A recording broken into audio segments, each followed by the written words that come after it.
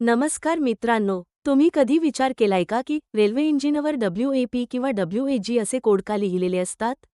आणि भारताचे सर्वात शक्तिशाली इंजिन कोणते आहे? आजच्या व्हिडिओमध्ये आपण भारतीय रेल्वेच्या याच शक्तिशाली इंजिनांची माहिती जाणून घेणार आहोत. भारतीय रेल्वेमध्ये इंजिनांचे वर्गीकरण प्रामुख्याने ट्रॅकचा प्रकार, इंधनाचा प्रकार आणि उपयोग यानुसार केले जाते. सर्वात आधी समजून घेऊया या सांकेतिक शब्दांचा अर्थ.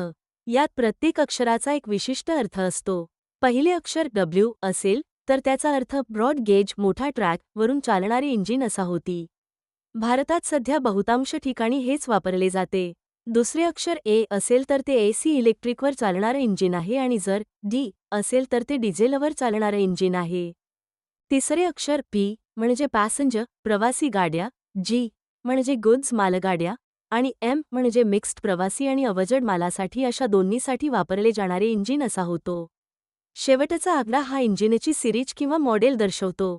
जितका मोठा आकडा तितका आधुनिक इंजिन असते. WAP-7 हे भारतीय रेल्वेचं 6000 पेक्षा जास्त हॉर्सपॉवर असणारं हे इंजिन राजधानी आणि शताब्दी सारख्या हाय स्पीड गाड्या ओढण्यासाठी वापरलं जातं.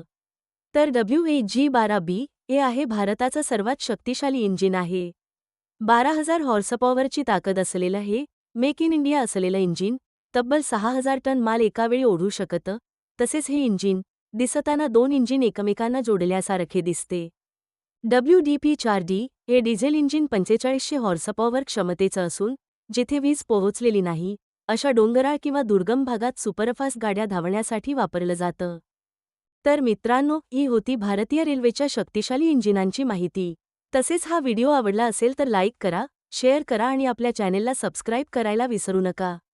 धन्यवाद.